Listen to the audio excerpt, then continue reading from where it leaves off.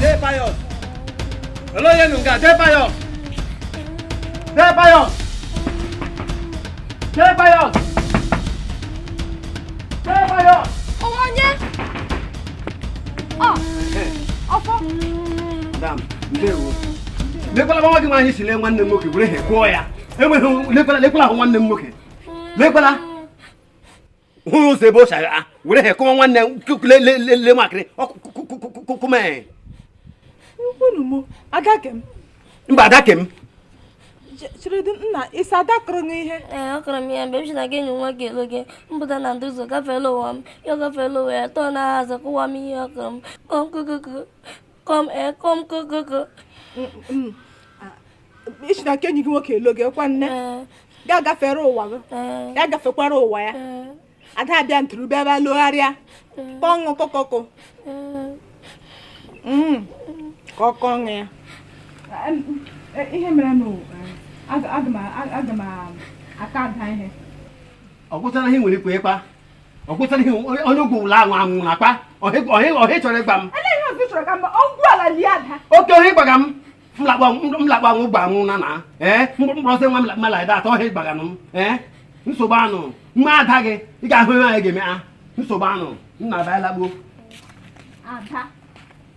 ada nweta gị ihe m ga-akụ nụ aba akụ nụ kọṅụ ada m ime ka ebele ka ị kọọ ya eche m masị ihe niile nwoke ugbu a nwaanyị egbuole nwoke kwa nwaanyị na-akụgbu nwoke dị mmụọ fọrịkwara m unu ele ga-ada m nọ anya nwe aka ọbịa n'ụlọ nwunye ya mere nwata nwaanyị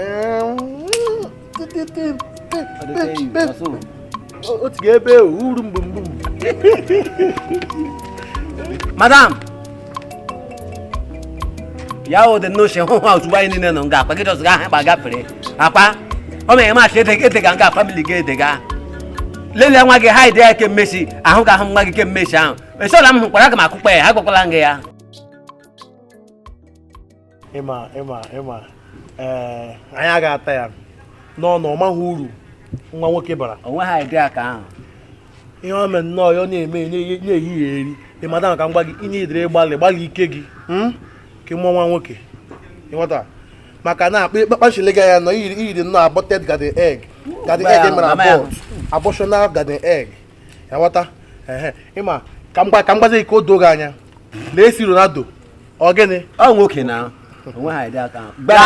Lion Messi ọ gịnị Ọ nwoke. Obilo nwa mama dị ka m ọ gịnị Nwoke. Ndị gị na nda pio ọhụ na gịnị Ọ nwoke ha onwe ha ide. Ọ ya maka. Ụbọchị ka m gwa gị ọnwụ ga amụtafu ya gị bịa gị mụọ live ị ga-amụ ejima nnọ live Bacha ya ọnụ ya ị ga-amụ ejima nnọ ele nọ nwoke na amụ nwoke nwaanyị na amụ nwoke nonsense. sekebụ na m na-enyere speech m hụ ụmụ nwoke apụtachila ụmụ ọkụkọ enwele meeting ma nnụnụ ma pidgin ha kperesha ha eweli aka ha elisa ha nọ akwa ihe a na-eme abụ ede fuo onye zuru ọnụ ọkụkọ efuo onye zuru ọnụ eji mbụ Ignatius onye gara aga bụọ ji gara gwuo ji n'ọnụ ya ọwụ ụnụ siga Igbo ndị anwụrụ ụmụ nwoke kwen ya awụrụ ụmụ nwoke amụshị m ohi niile a na-ezu n'ala ọnwụ na-ezu ụnụ nwa anwụ chadị n'ahụ chapụ kewa ahụ na unu enwe ike chapụ ahụ unu bi wetara m ọnụ kama m ga-eri dachi ụzọ kama m abụrụ ọnụ Anya ataga ha kpano gị. He nyere gị nwoke jee mụ anwụkọ ya o he nyere gị. Enwe ha ọzọ anya gị zọga mụọ nwa nwoke. Chebe awa gị aborted garden egg ebịa echefukwala all for free gị mụọ nwoke 64 Chike mụ anwa nwoke ọ gwala ha anya gị ji nwe ha 64 straight gama uru nwoke bara. Iwe onye nwere nwoke ị ga na-ama ihe uru ihe abara ihe ga na-eme gị na-think you will think something out of the yes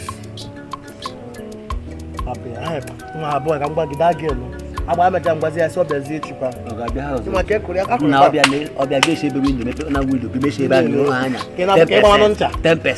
ncha gị ma Chinede nwere 10%.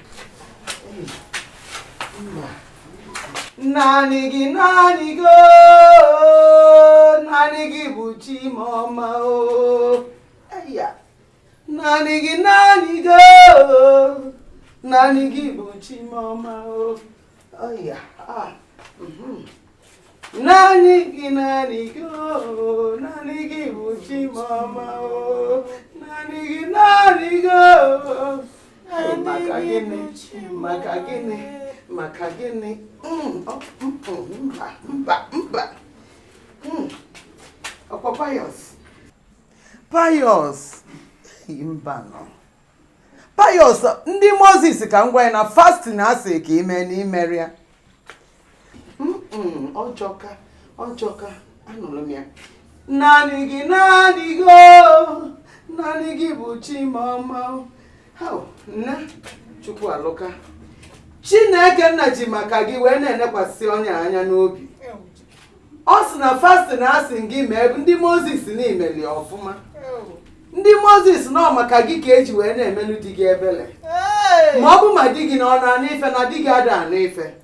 Anụmanụ ya ndị Moses kwubenu. Naanị gị bụ Chimoma. Ọkpọm. Ya. Pius. Kedu ife ga-eme?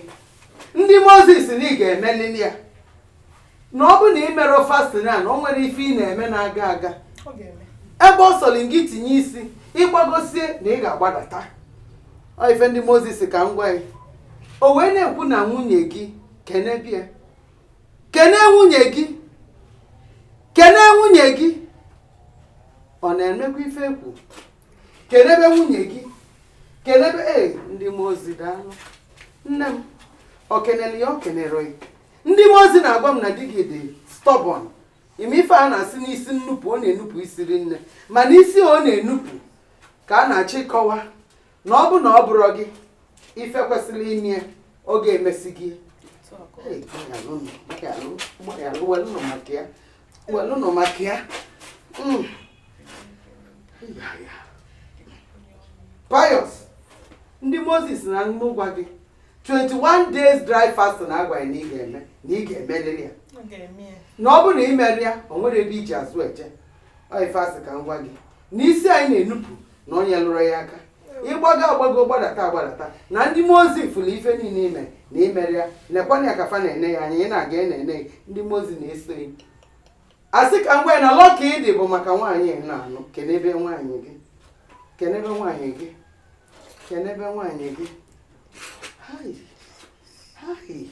Hey, ọbịa.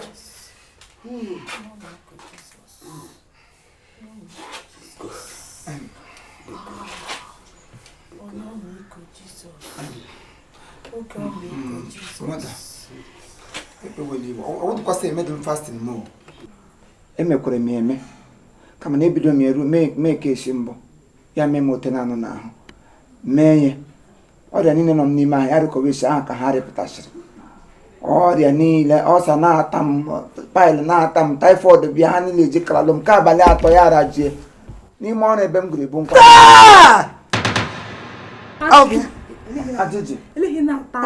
ajụjụ bụrụla m esiwe kpakpa nga gwasa ajụjụ bụrụla m n'ime ọrụ nga m gụrụ ebu nkwa ọ dị ihe m gwụrụ agọ nye nyere m ya. Mechie n'ọnụ ndị Moses unu mechie ọnụ. Ọ sị Pius na-aba na ọ na-edego nwunye ya anya n'obi maka nwunye gị na a ga-enwe mgbaghalụ n'ebe ị nọ ma gị na ị ga-emelili 21 days dry fast a ma ị chọrọ ya na ọ bụ na ị mere ya ịgbagosie na ị ga-agbadata maka iwu bụ na ị ga-eme imesi anya o dozielu ya ụzọ. Ife ọsị ka ngwa unu.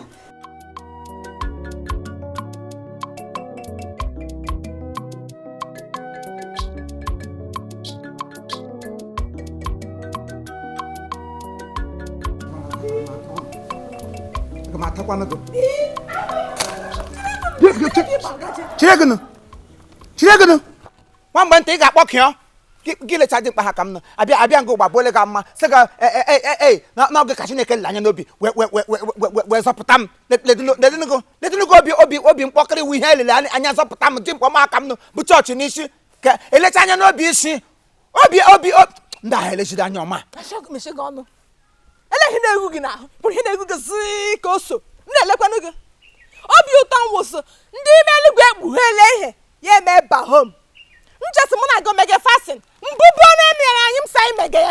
Anago gị na aka akọ. Onye ọbụla ihe na-esi bikacha iche ikwu ụka. Amaghị m fasting. Ama nsị gịnị ma n'ime ọja gị ruo eru mmiri. Mblaka. Naanị gị na-elo. Lekwana gị anya gị na-ada aja m si. Fasting ka ị na-eme fasting na-eme na-ele. Mere gidele gị taa. Lekwe nga ndụ gị nọ ebe. Ụmụ nkworo ti Joshua eme mgbere anyị ike. Pepụ na ndụ m. Ka nnụla. Ị makwasị pepụla gị na ndụ m. Mụ na gị ka biri nye ka fasting. Ihe plan iji si igbu m. Enye m 21. Christ na onwe ya mere 40 day 40 night. Mgbe ikpeazụ ịhụ dị ihe mere. Enye m 21 ka m bịa ka mụ na Chineke mama aka. A ga-eji asị dị mkpa ha ka m bụwa ọnụ ọsọ tagbuo m. Ọrịa niile nọ m na ha esosita. Ebe ime ọnụ dị mkpa ha ka m na-ebuli m ọnụ. Ka ebuli m mgbe ka ibuchiri ọnụ ma ele n'ihe. Ibuchiri ọnụ ma gịnị mee gị? Ibuli ọnụ tata bịa ṅụrụ. Tata. Akwa ịhụrụ gị? Ọ sị na chi bịa ṅụrụ. Akwa ịhụrụ gị? Ha. Obi n'igwe. Ka ibe gịrị nye m nwaanyị were nkịtara nye m sọ nwaanyị m na ya biri ya na-achị irigbo m. Onye nwe nkịtara? Iwu nkịtara. Bi onye nwe nkịtara? Iwu nkịtara. Isa bụ nkịtara. Iwu nkịtara. Isa bụ anọji. Anọji wa anọji eri. Iwu don be silly. Mana ga bi bukwa ọnụ. Epụta wi bukwa ọnụ. Ọnụ bụ mgbe m bụrụ ọnụ.